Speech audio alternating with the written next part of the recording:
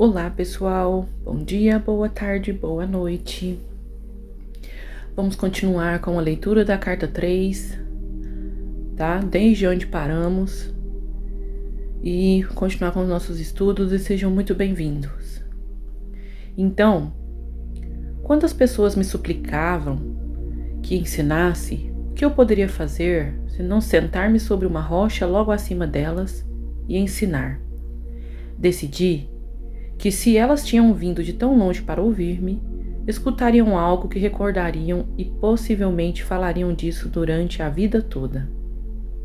Eu sabia que, apesar de tudo o que tinha dito a elas acerca do Pai e o Pai Amor, ainda tinham medo de que Deus as rejeitasse. Embora eu tenha tentado ajudá-las a compreender que o Pai de quem falava não era o Deus personificado que elas adoravam, sabia muito bem que estavam confusas.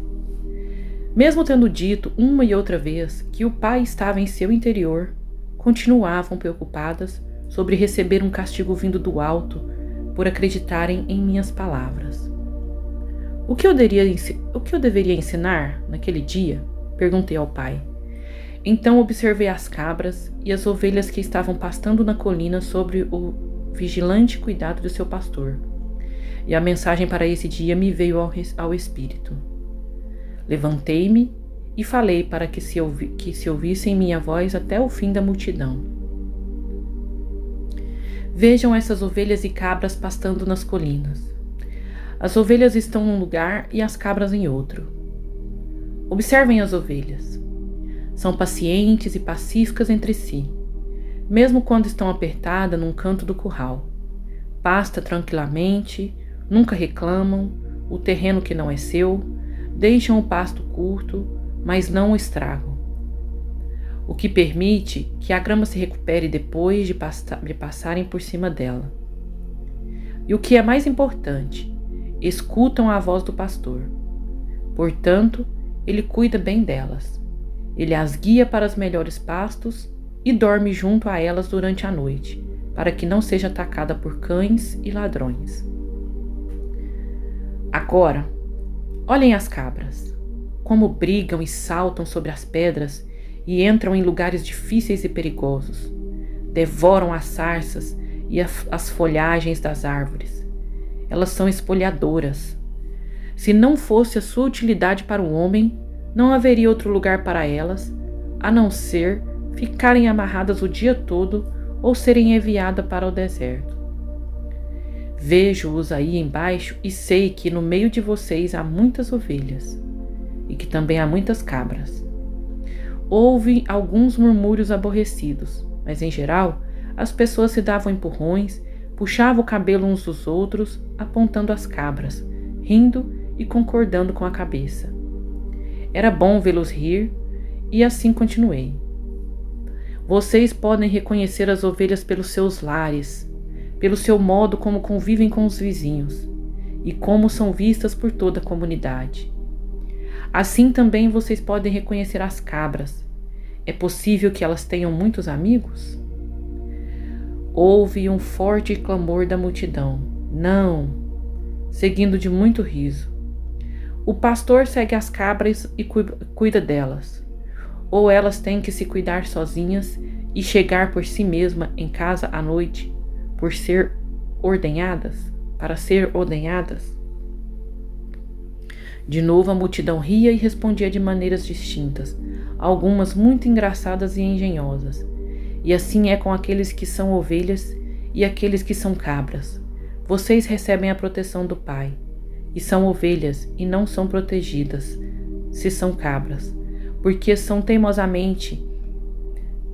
vão teimosamente seguindo seus próprios desejos todos os dias e possivelmente deixando atrás de si um rastro de destruição. Digam-me, o Pai pode proteger aqueles que são cabras? A multidão estava em silêncio, mas escutando atentamente. Vocês dirão, então, que o Pai está zangado com as cabras? Ou não as protegerá? Ou dirão que, assim como o pastor cuida das suas ovelhas e cuidaria das cabras, se elas permitissem. O Pai ama as ovelhas e as cabras, da mesma forma, mas não pode protegê-las igualmente, por causa do comportamento natural de suas cabras. das cabras. Considerem também os hábitos de alimentação das ovelhas e das cabras. As ovelhas se contentam comendo semente e erva para a qual seus estômagos estão perfeitamente preparados. Mas as cabras comem qualquer coisa que encontram e não respeitam sua constituição. O mesmo acontece com aqueles que não cuidam do alimento de suas mentes, pois não têm nenhuma meta fixa ou propósito claro, como as cabras. Não percebem quando o alimento mental é prejudicial ou os leva por caminhos equivocados em suas vidas diárias, ou mesmo os arrasta para um mito nocivo ou um engano perigoso. Eles vão sem rumo, recolhendo o equivalente mental de sarças, sapatos velhos, pedaços de pano, folhas, cardos ou ervas daninhas, porque faltam a eles bom senso. Um grande ensinamento aqui nessa parábola de Jesus, gente. O alimento mental e espiritual que hoje está muito disponível na internet. Eu tenho uma amiga que ela manda mensagem para mim falando que só falará comigo pelo WhatsApp, porque ela desinstalou o Facebook e ela desinstalou o Instagram. E eu fico me perguntando, né? Poxa vida, por que ela faz isso? Ela me falou que toma muito tempo dela, o Instagram e o Facebook. E eu consigo ver isso de uma maneira tão diferente dela. O Instagram e o Facebook também tomam bastante o meu tempo. A questão não é a rede social, gente. É o que você vê nela. Entendeu? O meu Facebook e o meu Instagram tem tanta coisa conectada com espiritualidade que o meu feed de notícia é 75%, 80% coisa de espiritualidade, motivação, superação, entende? O algoritmo, ele sabe o que você vê, então ele envia mais, certo? Então não é a internet que é a vilã, gente, não é a rede social que é a vilã, é o que você escolhe colocar nela, tá? Então vamos nos atentar a isso. É o que você vê na Netflix. A Netflix não é o problema. O problema é o que você vê, é o que você escolhe. A TV aberta não é um problema. Você pode só ver as coisas que são legais, os programas divertidos, algum programa que vai te divertir. E não ver os jornais que vão te deixar estressado, vendo coisas ruins. Entende? Entende que não é a ferramenta, mas sim como você usa ela? Pronto. Continuando. Considere também... aqui eu acho que eu já fui. Cadarços e tal, ok. Um homem perguntou: Mestre, e se uma pessoa é uma ovelha, comete um erro e se vê numa confusão, o pai a abandonará? Respondi com outra pergunta: O que faz o pastor se uma de suas ovelhas cai num buraco, ou escorrega por um barranco, ou se vê aprisionada nas sarças? Eu digo: o pastor deixa o rebanho e rapidamente vai buscar a ovelha perdida e não abandonará até que a traga de volta sã e salva. Assim acontece com o Pai. Nenhuma ovelha pode evitar enganar-se de uma ou de outra maneira, mas não duvide de que o Pai logo entenderá o seu balido e a resgatará. E se uma cabra começar a comportar-se como uma ovelha e atender à voz do pastor, então ela também estará sob a proteção do pastor e será cuidada da mesma maneira que as ovelhas. Assim é com vocês e o reino dos céus, e o reino do céu, o reino de Deus. Lembrando aqui, gente, que pela maneira de palavras antigas que Jesus está explicando isso, muitas pessoas vão reforçar suas crenças em um pai em que você pede proteção e ele te dá proteção. Você pede comida, ele te dá comida. Você pede coisa boa, ele te dá coisa boa. E se você não faz isso, ele te dá coisa ruim. E não é isso que Jesus está falando aqui, tá, gente? Por que Deus está sempre disponível para qualquer pessoa que queira voltar para casa? Bom filho, a casa torna. Porque como Deus é uma frequência, basta você querer e se sintonizar e ele está sempre disponível para você, tá? Não volte, não retroceda ao pensamento de um pai. Jesus chama aqui de pai. Foi a maneira que ele encontrou na época de ensinar para aquelas pessoas ignorantes. Entendeu? O pai relacionado aqui, o Deus que Jesus fala, é a frequência divina, né? Em que nós a sintonizamos. Quando escolhemos os melhores alimentos mentais, quando escolhemos as melhores opções de vida. E não um pai que me dá isso, me dá aquilo, te dou. Não orei, não congreguei, não fui à igreja, não fui... Ai, Deus não tá me protegendo mais. Pronto, acabou a proteção do pai. Gente, não existe isso. Vamos lá, hein? Não retroceda, por favor. Várias vozes elevaram-se, pedindo-me que ensinasse o significado do reino de Deus. O que eu estou dizendo a vocês não é o mesmo que ouviram de qualquer outro profeta em qualquer tempo. Não tentem entender o que digo pensando no que disseram os seus mestres. Eles podem somente repetir o que está nas Escrituras e não possuem nenhum conhecimento pessoal do reino de Deus ou do céu. Deus não está contido em nenhum lugar, mas está em todas as partes, como estão os céus e o ar sobre vocês. A Santa Palavra pronunciou a verdade quando disse: em Deus você vive, se move e tem o seu ser, pois o reino de Deus está acima, ao redor e também dentro de vocês, e vocês podem entrar no reino de Deus. As pessoas exclamaram com impaciência: mas o que é isso? É um estado de mente e de coração, como eu disse, uma frequência, no qual você está plenamente possuído por Deus, seu Pai. Quando você está neste estado, o Pai é a cabeça do seu corpo e dirige tudo o que você faz e toda a sua vida. Eu adoro quando ele fala dessa forma aqui, porque é muito compreensível, gente. Algumas pessoas resmungavam. Como isso é possível?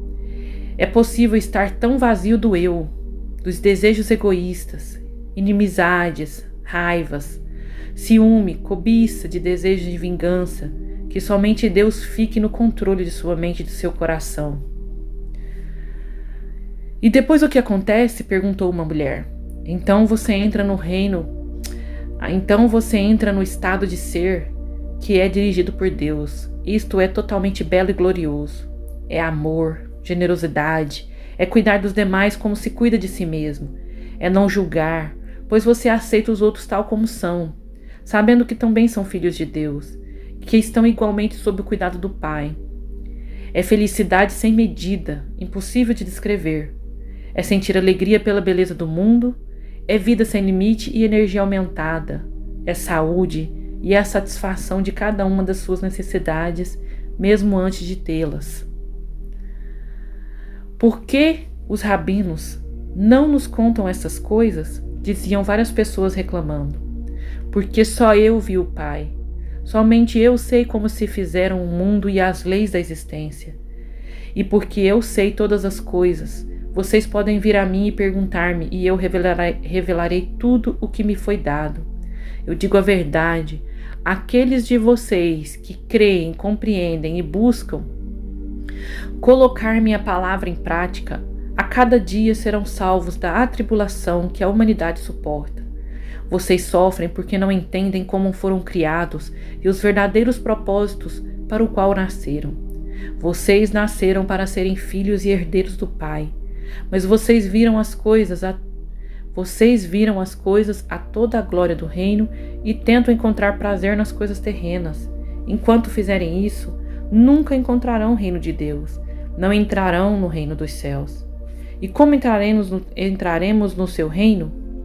Eu já disse, vocês entrarão no reino dos céus quando se arrependerem de tudo o que vocês são em seus corações e mentes, quando vocês levarem sua maldade ao Pai e pedirem perdão e força para serem limpos de seus pensamentos, palavras e atos malignos e finalmente os abandonem todos. Então, poderão ter certeza de que estão prestes a encontrarem o reino dos céus. Quando alcançarem isso, perceberão que sua atitude para com os outros estará mudando, pois o Pai estará fazendo seu trabalho amoroso em seu interior. Vocês estarão livres das correntes e das amarras, dos desejos e dos atos malignos que antes os aprisionavam. e os faziam cativos no mundo. Mais do que isso, compreenderão que o Pai satisfaz todas as suas necessidades. E uma mulher exclamou: Mestre, tenho uma necessidade agora mesmo, tenho fome. As pessoas riram, mas então várias vozes uniram-se à sua, dizendo: Estamos com você há muitas horas, nos fez andar, e andar antes de consentir em nos ensinar. Nós demonstramos que somos boas ovelhas. Não nos ajudará a saciar a nossa fome? Percebi que diziam a verdade e senti uma profunda compaixão para com elas. Também tinham me seguido, não só para que as curassem, mas também porque tinham um anseio de saber a verdade como tinha sido me dada pelo Pai. Eu tinha dito que o Pai satisfazia todas as suas necessidades. Esta seria uma oportunidade para mostrar o poder da fé e o poder que é Deus. Mostraria a elas que nada é impossível, quando verdadeiramente se acredita, como eu acreditava e percebia. Chamei meus discípulos e pedi que procurassem alguém entre os presentes que tivesse alimento. Encontraram uma criança com pão e peixes e os trouxeram até a mim. Afastei-me um pouco da multidão e tranquilamente contemplei o pão e os peixes, sabendo que não eram nada mais do que a mente poderosa de Deus, a substância de toda a matéria, tornada visível. Sabia que a mente poderosa de Deus era ilimitada e poderosamente ativa dentro da minha consciência. Sabia que a natureza do Pai era a satisfação das necessidades. Enquanto abençoava o alimento, sentia o poder fluir totalmente pela minha mente, corpo e mãos, e sabia que a fome daquelas pessoas seria saciada. Não sabia de que maneira, simplesmente sabia que seria. Depois, levei as cestas de comida e disse aos discípulos que dividissem o alimento ali contido, sentindo com absoluta certeza que todos ali teriam tanta comida quanto necessitassem. Ao cortar o alimento em pedaços e distribuí-lo, o mesmo se multiplicava, e assim foi acontecendo, até que toda a multidão teve sua fome saciada. Várias cestas ainda restavam, com sobras de alimento. Assim demonstrei que a matéria, tudo o que é visível no universo, é mente consciência tornada visível pela vibração das partículas, e que a ciência chama de partículas. Mudanças na vibração das partículas e, portanto, mudanças na matéria acontecem como consequências das imagens, movimento, poderosamente dirigidas, disciplinadas, focadas e pela energia da mente-consciência. Quando, com uma consciência amorosa, se age puramente para fazer o bem aos outros, os únicos limites ao trabalho amoroso do Pai nesse mundo são os limites que a mente do homem coloca neste trabalho. Tais mudanças da matéria só podem ocorrer quando a consciência do homem está em perfeita harmonia e unida ao Pai Consciência Universal. Gente, esse ato de Jesus aqui,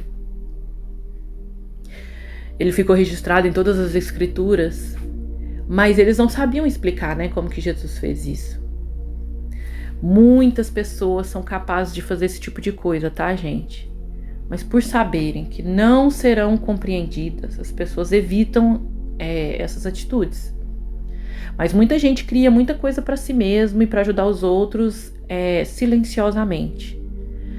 Eu, no meu pensamento hoje, os grandes profetas, os grandes criadores, eles não vão se revelarem. Ainda falo isso lembrando de palavras do próprio de Jesus mesmo, dele falar de falsos profetas, de quem realmente é profeta. A gente não fica gritando aos sete ventos. A pessoa age silenciosamente, sabe? Ela não se promove, ela não grita nas praças, ela não mostra para ninguém. Ela vai fazendo, ela vai ajudando, tudo que ela faz vai crescendo, sem alarde, entendeu?